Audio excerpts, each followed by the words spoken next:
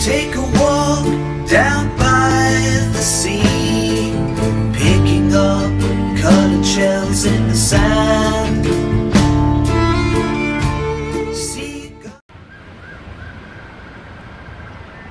Well, we're going to be going into Lock 7 soon.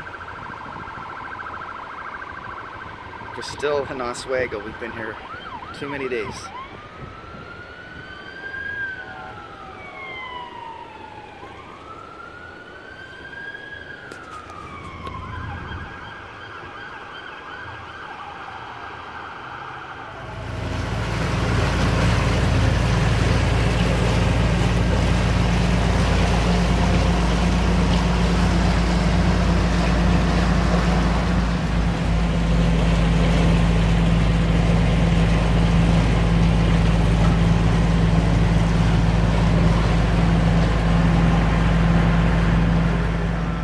Saturday afternoon, we've decided to stop in a little town called Phoenix, New York, and we've had enough of the canals for the day. It was quite windy in some of the canals, and we almost blew into another boat, and we picked a side. We picked a port side tie-up, and the wind just blew through the canal, and ultimately I had to back up, go forward, go back up. Anyways, ultimately ended up on the starboard side of the canal.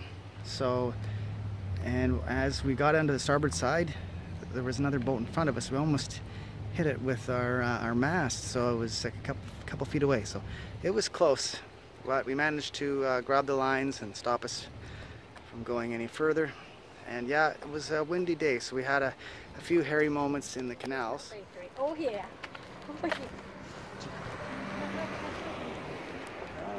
If you really need to do some laundry, hon, get her done.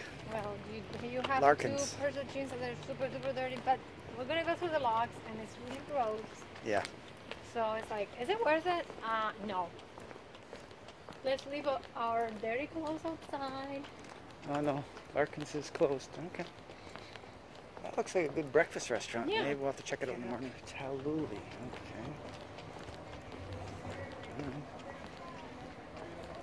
Pastries. That looks good. Okay, is it open? But Saturday, oh, it's closed. Saturday at 2 p.m. Oh man, they really roll the sidewalks up here on Saturday night. 2 p.m. Wow. They party on Saturday night. I guess they have other things to do. This is it? Okay. Wow. We're on the Erie Canal. I think this is Lock 23. This one is a lift, kind of looks like a lifting one, but lifting on this side, I don't know. Do you see a, oh, is there a green light now? Oh, we're ready. And the fuel is $2.99 a gallon. So we went through about 33 gallons, roughly, in this trip. So we're gonna be departing here shortly. It's, I think it's still before noon. We are now going to be entering Lake Oneida, and it's roughly 2.5 hours across that, and then continue on the Erie Canal.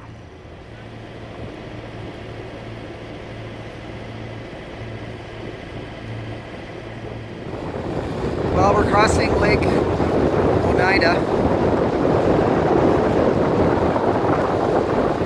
I think we got a good day.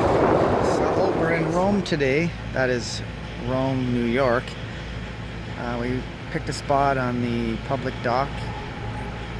There is a nicer dock further down there, but they're reporting like 3 or 4 feet depths by the dock, so we just picked along the piles here.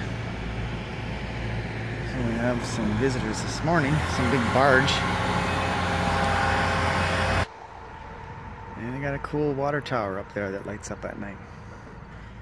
I guess this is the washroom here, so. Yeah, there's not much going on down at the waterfront.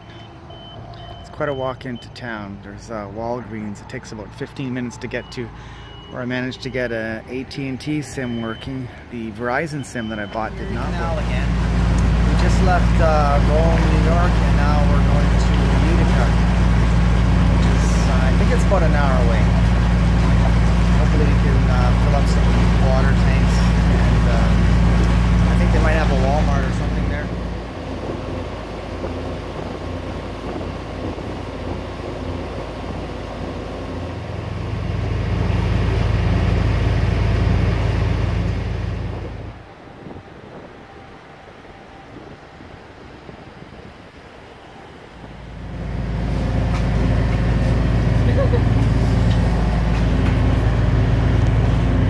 Well, it's a wet day today. Just heading up the Erie Canal. Got quite a few more locks. And I've been using my autopilot quite a bit because hand steering is tedious. So the autopilot, sometimes I just need to adjust it 1 notch, 1 degree right or left. Seems to track pretty good though. We're only managing about 7.9 knots at 2,400 RPMs. I was expecting we would go a little bit faster, but there's really not much current in the river from what I can tell.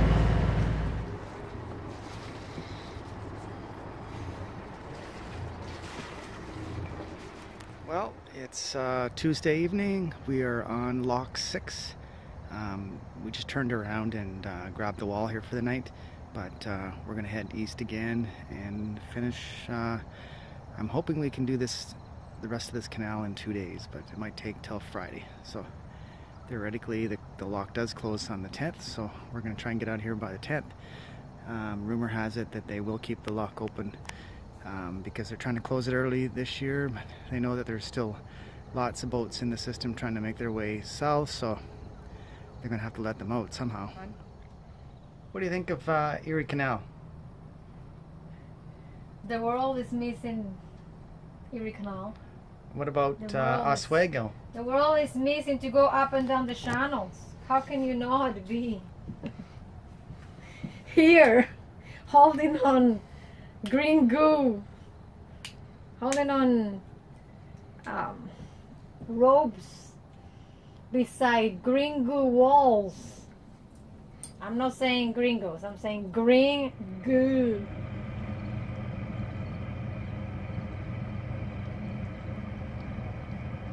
Last night we had some problems with our diesel Clear 4K heater, and it was actually spewing out a lot of soot, so I cleaned some of the soot off, but I don't think I put this exhaust vent in the right place. I should have put it on the side, but anyways, I put it on the back of the boat.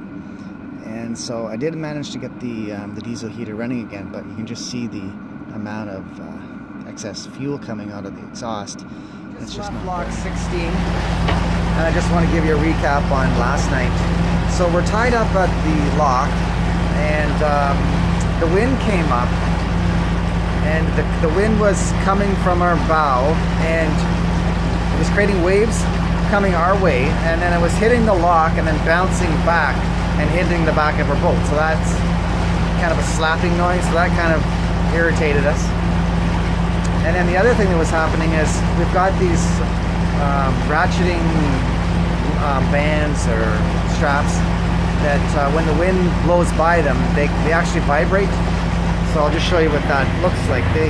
These lines right here, particularly the gray ones, because they're stretched out very long, they started to vibrate, and we're down below and we're like, where is all this vibration coming from? It was crazy, the amount of vibration, and plus the boat was swinging back and forth, and the bumpers were rubbing, so there was like a lot going on. And since we're so close to the locks, we thought something was happening at the locks. Like, did it spring a leak? Is the levels going down, or is the boat going to hang from the lock, or what's happening? So I got out, and no, it was just high winds, and it was just causing all that noise. So my team moved to the bow, and then so we went back to sleep, and then we had a heater problem. So the heater, diesel heater, started spewing out all this soot. So I'm not sure exactly what happened, but I suspect maybe we drained the batteries down so low that the heater just couldn't run hot enough. Like the diesel heater has a glow plug, and maybe the battery needs to keep the glow plug hot. You would think that the glow plug would stay hot by itself once it's started, but something, I think it might be battery related, because we did drain the battery because we had the TV running there for a little while, plus Maite had the hair dryer running, so all that just runs the battery right down. So I looked at the battery this morning and it was like half empty, or not half empty, about a quarter empty. So I think we drew about 50 amps of power from the battery, or 50 or 60, and theoretically you shouldn't go below half, so 150 amps would have been the maximum, but still the voltage was quite low. I think it was somewhere around 12 volts. The manufacturer for the diesel heater said you shouldn't go below 10 volts, but we were never near that depleted battery. Anyways, I got the batteries charged up again because we have a small Honda generator, so charged all that up and then tried the heater again, and yeah, it seems to work better now. It cleared out. The heater's not throwing out all this soot and heavy smoke. So anyways, now we just found out that one of the locks is closed up ahead. I think it was lock 12 that's closed because of high water levels. There were some heavy rains or something, so they closed that lock. So we got a fellow boater who's up there now, and he's waiting it out. He says it might be another day before they open that lock. So anyways, that's the update for this afternoon. Just past 14, right? Yeah. Yeah, we're just past 14, so we're in between 14 and 13. So there's a little town here. We're at Riverfront Park, and they actually have room for 3 boats, and they have power here, 30 amp circuit, our service. So we're gonna plug in here. We haven't found any water. There's a fire hydrant apparently, but we're still at Kanajahari. They did open the locks, so we're gonna be taking off pretty soon. We're just gonna go get some breakfast. The Kanajahari, I don't know, dock, town dock, or marina, whatever you want to call it, has really very few services, except they do have 30 amps of service here, but no water. And there's actually a section over here that for tie-ups. No electricity on that side, but there's 3 pedestals for electricity here. So 3 boats here. It's we had a comfortable night here, and we'll be heading that direction as soon as we get some breakfast. We're in Amsterdam, New York, and we pulled up to kind of a town dock, although it was $1 a foot. So there's water and electricity here, so we decided to fill up our water tanks, because I think we could probably do the Troy lock in maybe a day and a half, maybe 2 days. So once we get out of the Troy lock, then we're out of the canal system and on the Hudson River. So we're looking forward to getting out of the locks, because Maite is pretty disgusted with the lock system. She's tired of having to grab the lines and get all dirty and put on the gloves and whatnot. So yeah, so we're looking forward to getting out of the Erie Canal, and hopefully we'll get out of that by Saturday. This is a shot of the marina around Amsterdam, New York. Today there's a lot of floating debris actually in the lock, or in the canal, I mean. A lot of logs. There's a little restaurant up on the hill, however, it's actually closed due to lack of business and the season's ending. Well, it's about 7:30, 8 o'clock. We're still in Amsterdam. Maite's still sleeping, so I thought, oh, maybe I'll go to Dunkin' Donuts and upload one of my videos. So I'll just take some shots of, it's actually a pretty morning, but it is actually cold. It's about 7 Celsius. Hopefully it warms up soon. And this is actually the stairway to a bridge, and the bridge, I'll just get some shots of it. It's just a pedestrian bridge that goes across this highway. So I'm going to explore this bridge system and go over to find a Dunkin' Donuts or some free Wi-Fi.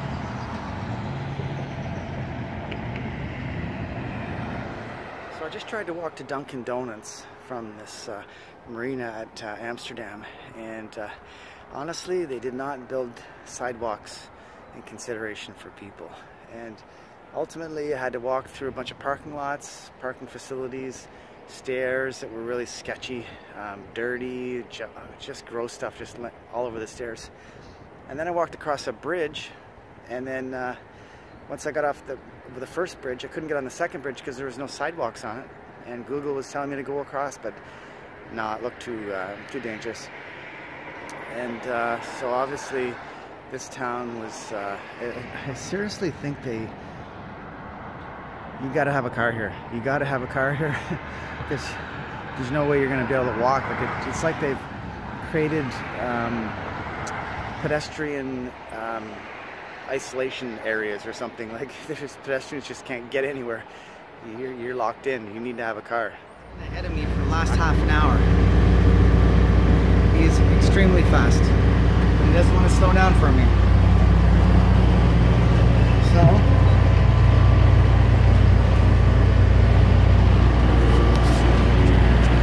like we're doing 8.6 knots.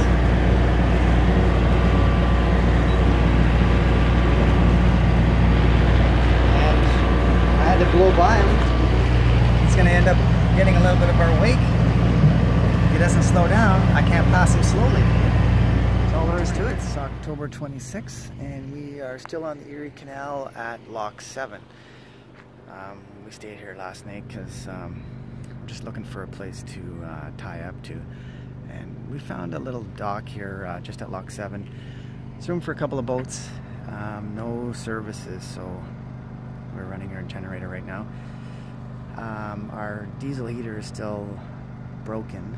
It's still smoking, and I don't trust it right now, so we've got to get to maybe Albany or somewhere else to take it apart and see what's happening.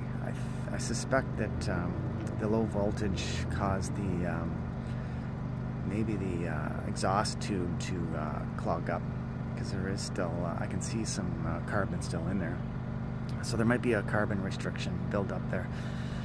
I think that's hopefully that's what's wrong. Just take the exhaust tube off and clean it out somehow, shake it out. I need like a huge wire pipe cleaner to get that thing cleaned out. And then my tail will be happy. Then we'll have heat, because last night it went down to 10 Celsius and we didn't have any heat on the boat. I mean, we could have ran the generator with and then ran a little electric heater, but it really didn't throw off that much heat. And of course the generator is kind of annoying to listen to all night, so we didn't do that. So we had some thick blankets on last night and socks. So hopefully my tay's just getting ready to go, and I'm ready to go. I want to get out of this canal. So once we get out of Lock 6, go down Lock 6, we get into 6 to 2, and all those locks are apparently all close together. And then the last and final lock, which is Lock 1, or the Troy lock, it's supposed to be some huge lock. And we'll go through there, and then we'll head down to I think we'll be right in Albany. So there's probably a marina that we can go to, plug in, get heat, and work on that diesel heater and find out what the hell is wrong with it.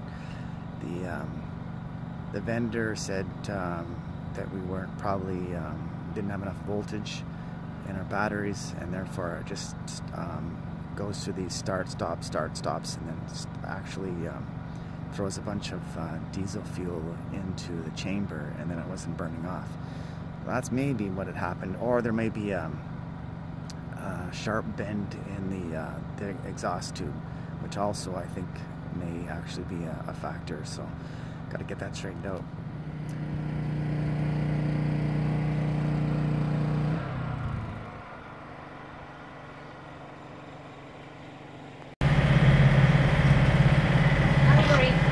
Well, we're probably in salt water right now because we just did Lock 2.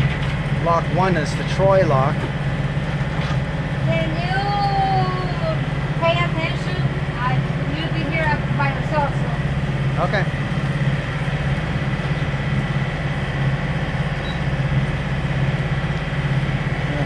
doing the biggest lock now, and it's just blowing like a stink. We do have a reservation at Castleton Marina. They said they had room for us. One thing I noticed though is our autopilot gets a little finicky when you pass under a bridge. I got the autopilot on right now, and let's see if it tracks. Sometimes it veers to the left. No, this time's it. Kind of a miserable night or evening to be out looking for a freaking marina. Oh boy. Oh well, we got another hour to go.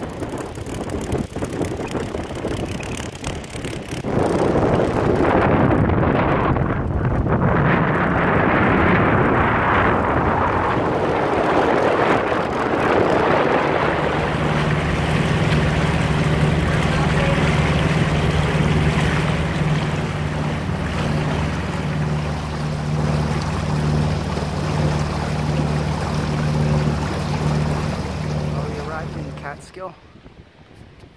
So we've got ourselves a slip, and we are going to put the mast up either tomorrow or the next day. We've got a little bit of work to do. We've got to change some lights in the mast, but that's the plan. We're going to relax a little bit. Walking to Walmart.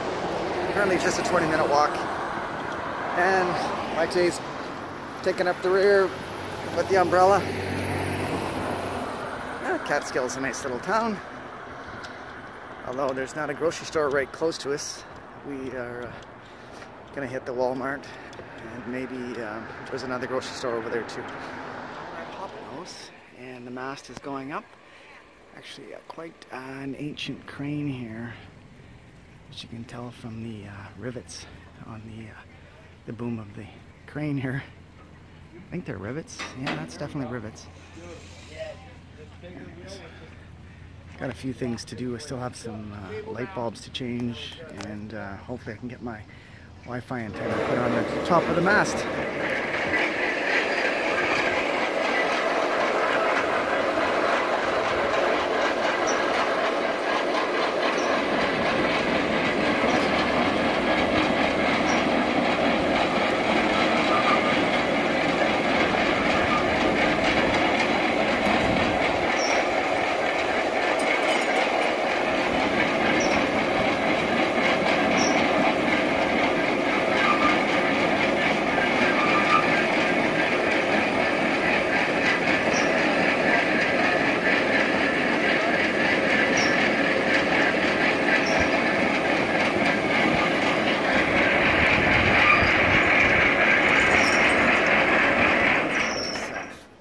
Some videos or pictures of how you de-rigged the boat and how it was, and that way you can refer to those pictures later. And also, when burning the ends off the lines, you might not want to make them so blunt, and maybe whip the ends, because I tell you, hard to get inside there. De-rig the boat, it's a lot of work. It's not something that I can do by myself in an afternoon. So I did have a team here to lift the mast and step the mast. However, all the lines need to be rerun. The sails need to be put on. I need to re-terminate the VHF cable because yeah, I'm not going anywhere without VHF radio. I mean, I've got a little portable one, but it doesn't really have a great range, maybe a couple of kilometers or miles, but we need at least 10-mile range, as well as the VHF radio that's built into the boat. It has a GPS lock and an emergency button, so that you could potentially hail for assistance from the Coast Guard, and they would actually know your position. So that's really really important, especially for my Tay. If I went overboard, she needs to be able to press that button, and then they would know our location. So lots of work left to do on the boat, and of course I'm going to leave the mast stands here. I honestly don't think they're going to be here when we get back. Take a walk down